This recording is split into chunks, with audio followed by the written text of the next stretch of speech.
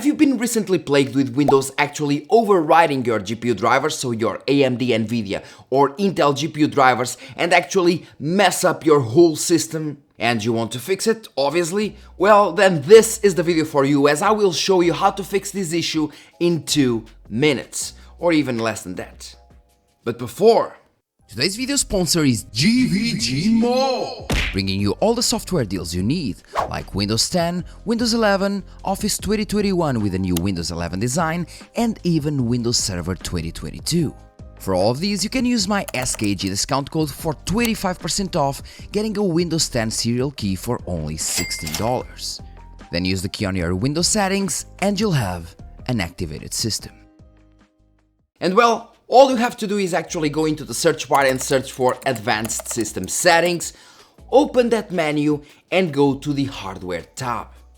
And on that same tab you have the Device Manager and the Device Installation Settings. Click on the Device Installation Settings and a new tab will appear, saying, do you want to automatically download manufacturers' apps and custom icons that are available for your devices? And all you have to do is select No and save the settings. And that's really all you have to do, because now Windows will stop overriding your GPU drivers. Although take in consideration that this also might stop the installation of, let's say, plug-and-play drivers.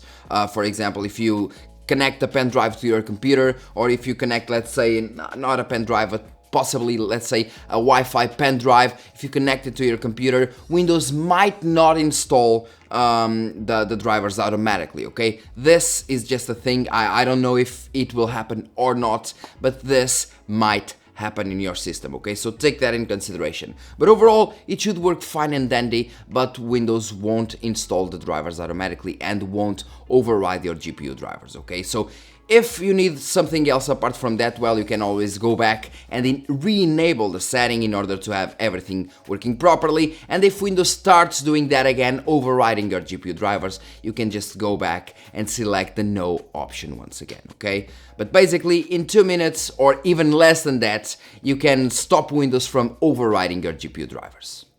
That's all. And well guys, that's all for today's video. Thanks a lot for watching. Don't forget to like, subscribe and share this video. Leave your comment in the comment section. Let me know if this actually worked or not. And well, see you in the next video, guys.